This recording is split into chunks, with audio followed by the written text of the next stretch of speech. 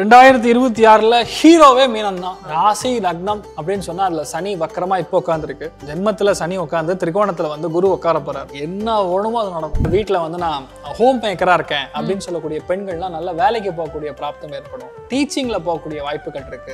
மீனத்துக்கு இருக்கிறதுலே படு மோசமான timing is over, full stop அப்படின்னு சொன்னா அடுத்த ஒரு வருஷத்துக்கு வஜ்ர கவச்சம் இருக்கு. வஜ்ர கவச்சம்னா என்ன அர்த்தம்? யூ ஆர் ரெடி, வா பாத்துக்கலாங்கிற அளவுக்கு தைரியம், தெய்வ அனுகிரகம்.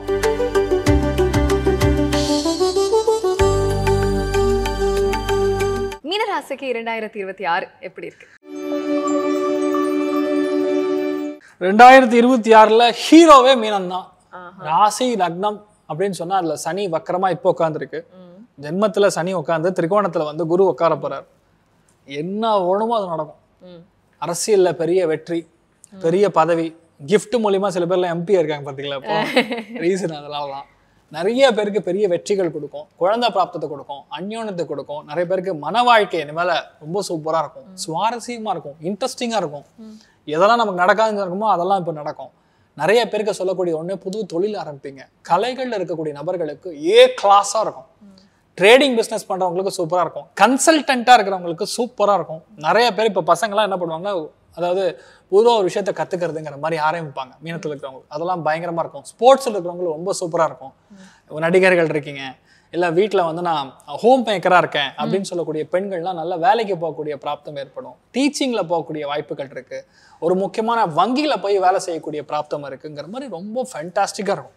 எந்த விஷயத்த ரொம்ப நாளா ட்ரை பண்ணி நடக்காம இருக்கும் அதெல்லாம் இப்போ நடக்கும். அம்மா மூலியமா, சொந்தக்காரங்க மூலியமா ஒரு கெட்ட பேரு, இல்லை நம்ம பொறாமை, இந்த மாதிரி விஷயங்கள்லாம் இருந்ததுன்னா அந்த பொறாமெல்லாம் ஏற்படாது. இப்ப நம்மனால முடியும், நமக்கு ஏற்படும், நமக்கு செட் ஆகும் அப்படிங்கிற எண்ணம். எல்லாருமே இப்ப கும்பல் கூடக்கூடிய நிலைமை. உங்களை பார்த்துதான் எல்லாமே தோட்டாக்கள்லாம் பாஞ்ச நிலைமைகள் இப்ப எல்லாமே வந்து ரொம்ப க்ளோஸா சந்தோஷமா நம்ம கூட இருக்கக்கூடிய பிராப்தம் கண்டிப்பா ஏற்படும்.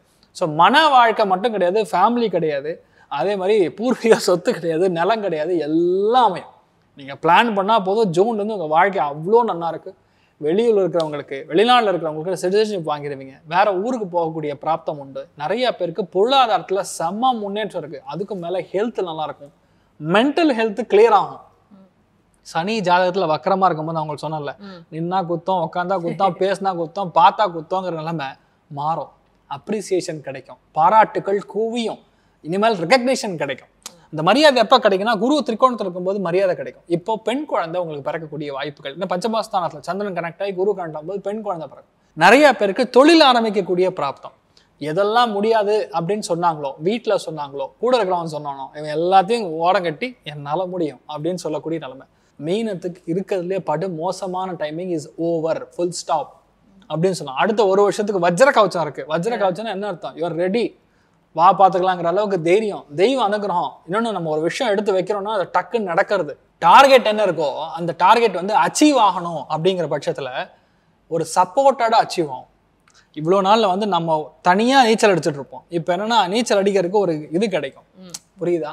யாரோ ஒருத்தர் நமக்கு சப்போர்ட் பண்றதுங்கிற மாதிரி மீனத்துக்கு நல்ல டைம் பீரியட். நிறைய பேர் தேசாந்திரம் போறது, விச் மீன்ஸ் நிறைய புண்ணிய கஷேத்திரங்களுக்கு போயிட்டு வருது, நதி நீர் ஆடுவது, நிறைய இன்பச்சுற்றுலா போயிட்டு வருது, ஹாலிடே எல்லாம் போவீங்க மீனத்துல. நான் சொன்னா நீங்க திட்டாலும் சரி, ஆனா கண்டிப்பா அவங்களுக்கு ஏற்றவாறு, அவங்கவுங்க ஜாதகங்களுக்கு ஏற்றவாறு கண்டிப்பா போவீங்க. சில பேர் ஊட்டி கொடைக்கானலும் நிறுத்திக்கலாம், சில பேர் சுவிட்சர்லாந்து போகலாம். டிபெண்ட்ஸ் அப்பான் ஒரு நிலைமைகளுக்கு மாறும். ஆனா நிறைய பேர் பண்ண வேண்டியது, ஆன்மீகத்துல மிக அதிகமான நாட்டங்கள் தூண்டும். நம்ம மனசுல சொல்லணும், இந்த சுவாமிக்கு போகணும், நம்ம இந்த கோயில் போகணும் அப்படின்னு சொல்லுவோம். மரியாதை கிடைக்குங்க. ஃபர்ஸ்ட் விஷயம், அந்த மரியாதை கிடைக்க கிடைக்க கிளியரா இருக்கும். ரெண்டாவது, நிம்மதி கண்டிப்பா கிடைக்கும். அதனால நல்லா தூங்குவீங்க.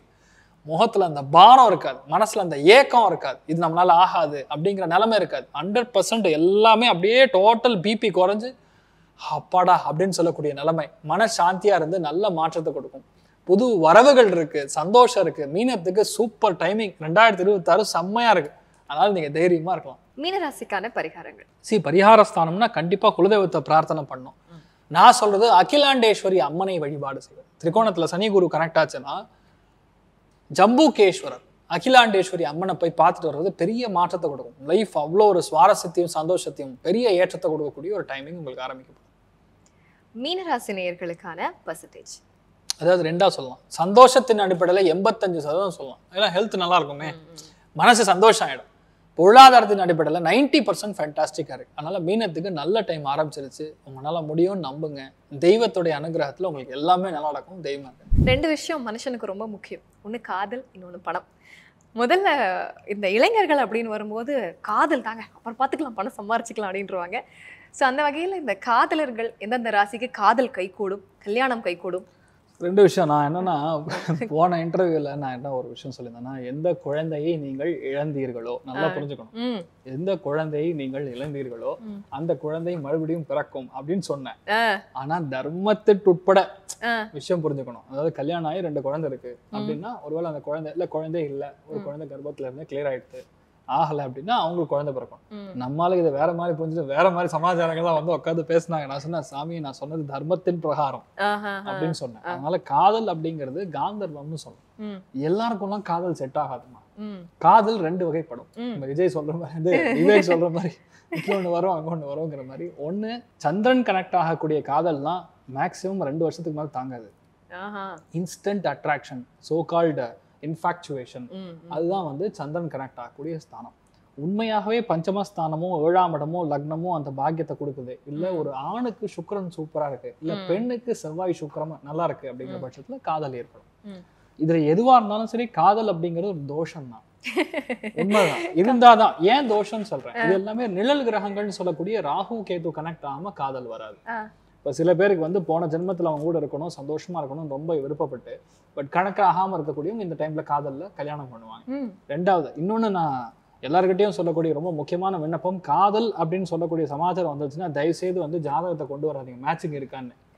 உண்மையை சொல்லிடுறேன், ஏன்னா எல்லாருக்குமே மேட்சிங் இருக்குன்னு சொல்ல முடியாது. நான் வந்து காதலுக்கு எதிரானவன் கிடையாது. ஏன்னா நிறைய பேர் அது எப்படி சார் நீங்க மட்டும் காதல் வந்து வேணாம்னு சொல்றீங்க மாதிரி.